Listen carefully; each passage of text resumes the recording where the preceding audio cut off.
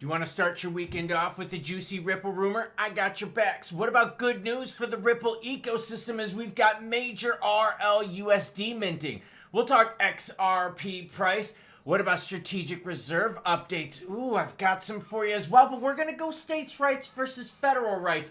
And a site that we use on this channel got a little bit of malicious code. I saw it yesterday. Did you? I say lots of naughty things, so here's your warning. And hello, happy Saturday to you all. The heat wave is about to strike here in the south, but for my friends across the pond, the heat wave's already hit. Now, before we get up to the price action on the screen and the news at hand, you know the deal. Well, I mean, if you're new to this channel, you're gonna learn. Viewers' comments come first. Why? Because the viewer matters most, and no, we don't hype here. This is a news channel. SGHRBS says, bro, your channel is the best for day-to-day headlines. For me, it's all about DCAing. It's not time in the market, but time in the market. Ooh, I like that statement. I have faith in the projects I'm invested in, where we will be in a year, 5 years, or 10. Only time will tell, choo into the future. Well done. Way to start off the comments here. The Unholy Pasol says, Klaus, can you explain to me how crypto isn't rigged? No, it is rigged. We see all the time when bad news happens, every crypto crashes all at once. It's run by bots, algos, and elites. And we've seen plenty of times a lot of shady shenanigans, a lot of front running, a lot of insider information, a lot of scams, schemes, and hacks. Crypto is totally rigged. The sad thing about it is crypto is now becoming politicized. We didn't have that a few years ago when we were covering it on this channel. I'm just throwing it out there. Dr. Henry Sr. says, new to your channel. Love your vids. New subscriber. Well, guess what? Welcome to all the new subscribers. And if you haven't hit that subscribe button, do it. Why? Because when we pass Pop-Tarts, right? We're about 2,000 subs away. I'm going to do a Pop-Tart demolition video. No, I don't want to eat the chemical paste, but we're going to blow it up. We're going to run it over. We're probably going to light it on fire. We're going to do a whole bunch of crafty things, and we're going to demo Pop-Tarts. Last one, then we get in the news. Mantwerp, dropping some support on the channel. Thank you very much. Says, buy you a coffee, Klaus. Greetings from Belgium, and have a nice weekend. Love from across the pond. Bitcoin sitting at 103,632. ETH is 2423. XP at 211. We're going to talk price action now. Look at SWE. SWE is deep into the red at 264. XLM is getting close to that key level as well. Look at this. We might be breaching 24 cents here with XLM pretty soon. Avalanche and Near also deep in the sales zone. We got a lot of things starting to get really soft. We talk about HBAR as well. HBAR getting really close to price action we saw of when, everyone? Way back in November, December. HBAR, look at this. 14.3 cents. Okay, so let's talk about, did you notice the hack yesterday? The malware. Listen to this. CoinMarketCap. And you're like, bro, what do you mean CoinMarketCap? Remember when I go onto this and I start talking about altcoin season, fear and greed, you know, inflows and all that stuff? Yeah, I saw it yesterday. Did you? CoinMarketCap faces possible security vulnerability after malicious wallet verification. Yeah, so what happened was you would go onto CoinMarketCap like this, and it says, please import your wallet to continue to use this page for full services. And I was like, no, girlfriend, that is totally BS. Yeah, there was some malicious code thrown in there. Investigations revealed that malicious code originated from a compromised third-party service, likely an ad network, which injected unauthorized scripts into CoinMarketCap's content delivery system. Yo, for real. Don't add your wallet to any service out there. Don't give any personal information to any service out there unless you are trading. Like, seriously, when charting software, doesn't matter what do not import any of your stuff. And it looked just like this right here, where it said, verify your wallet. It looked exactly like this, and I knew something was wrong. Just throwing it out there. All right, trying to keep you all safe. Just be careful. Okay, Texas Bitcoin Reserve might pass without the governor's signature. I'm highlighting this because what we're seeing is the federal government is moving very slow. We're not just talking about Jerome Powell cutting rates. We're also talking about the strategic reserve news moving very slow, and that states rights versus federal rights, states are moving faster. It's the same thing with green stuff, wacky tobacco, the devil's lettuce, whatever you want to call it, cannabis, right? States are now doing the same thing with crypto. They're like, yo, feds, since you said you're going to leave us the F alone, how about we just do the regs ourselves? On June 20th, Abbott signed 306 bills from the 89th legislative session, including 15 considered high priority. Now, there's a crypto one. You got to listen to this, but there's some shenanigans thrown in there, okay? Some sneaky stuff that they threw in. However, SB 21 was notably absent from the list. Oh, that sucks. Despite its potential to make Texas one of the first U.S. states to hold BTC as a reserve asset. Here's the thing though, and this is one of the reasons why I'm glad it was gone from the list.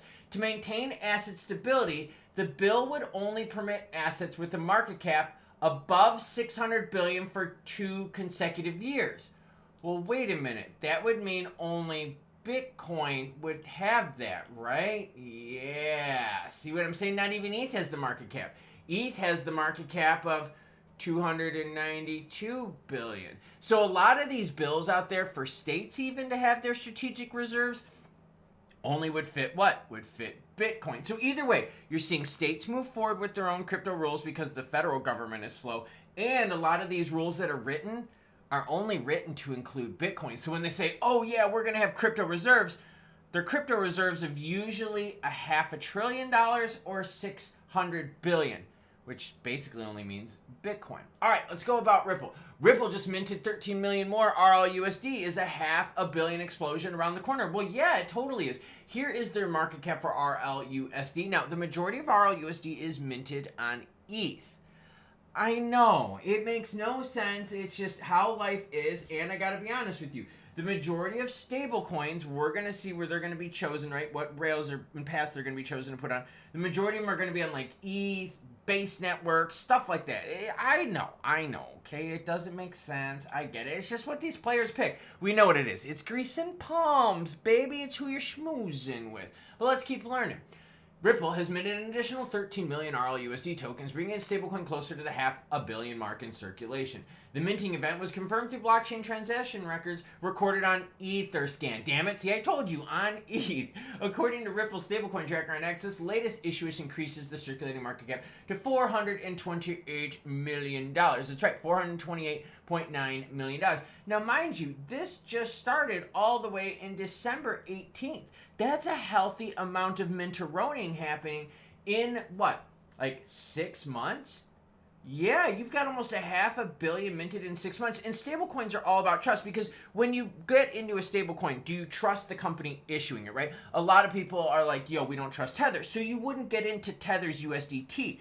Well, maybe you trust Circle more, so you get into USDC. Maybe you trust Ripple more, so you get into RLUSD. So it's all about trust, right? So seeing that Ripple is garnering all this trust, aka money, right? This is a good sign. All right, now let's swing it on over to what everyone, juicy Ripple XRP rumor news. What about the rumor of the government seizing XRP escrow for reserves? Oh, lawyer shuts down rumors of the United States government seizing XRP escrow.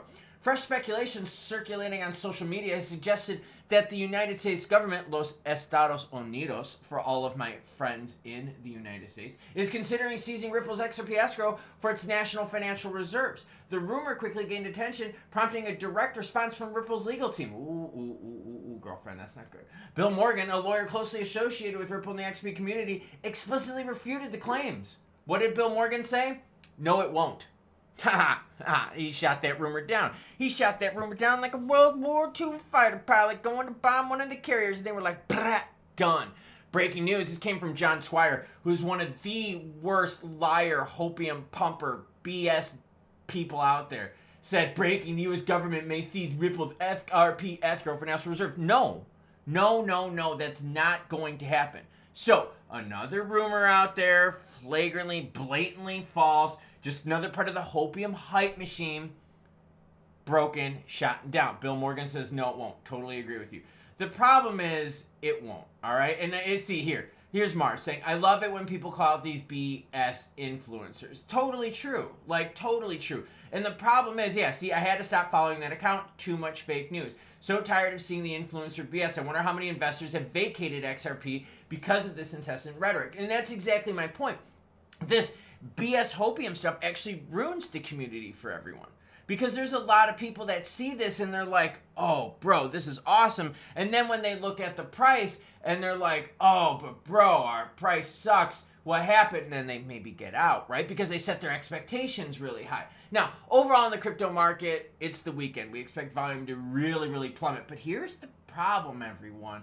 We've got altcoin softness. Yesterday we reported on altcoin season at 20 out of 100. Now we're 17 out of 100, which means BTC is holding its price stronger as the alts start weakening through the weekend. That's not good because we have a problem of what? yeah, like I told you earlier in the beginning, like H-bar, XLM, and some of our favorites really getting into the soft zone. We're talking about going back to prices we saw in December of 2024. So be dry powder ready if you believe.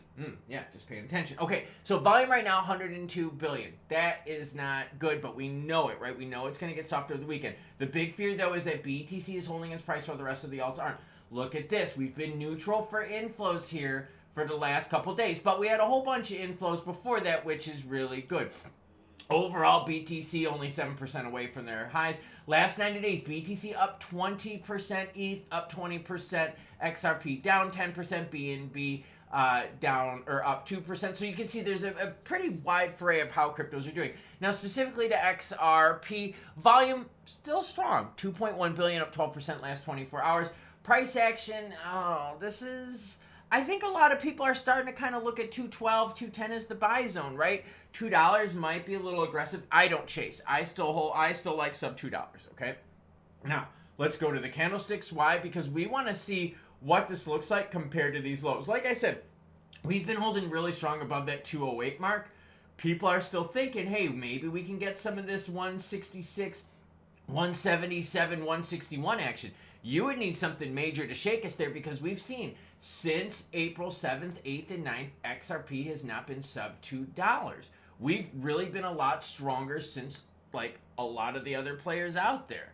So what is it going to take for us to go north, right? Move deep into the green? Well, we need the regs. We need Jerome Powell to help us out. And we also need some direct, juicy news when it comes to XRPs. Maybe some strategic reserve stuff. Maybe something juicy with Ripple. Maybe something juicy with some banks.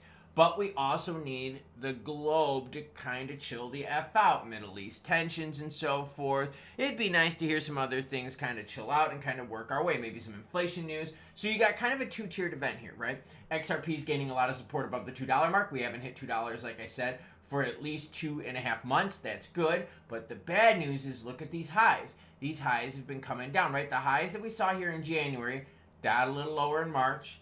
Got a little lower in March, got a little lower in May, got a little lower in June. You see what I'm saying here? So we're kind of seeing a little bit of a squeeze-a-roni coming here to a head as the lows are getting higher and the highs are getting lower. Volume is still holding strong, but sooner or later, this baby's gonna break. And the way it breaks, we honestly have no idea. Why? Because the world is just such a tinderbox right now. I mean, think about it. A couple weeks ago, we had Musk and Elon that did their little spat on social media, and the market pooped. And then all of a sudden, we had the Israel-Iran thing, and the markets Now, a few weeks before that, though, we had a United States-UK trade deal, and all of a sudden the markets went... So you see what I'm saying? We have ways for the market to go both ways, right? Up or down, right? News events can do both. So now we just have to see what kind of manifests itself first.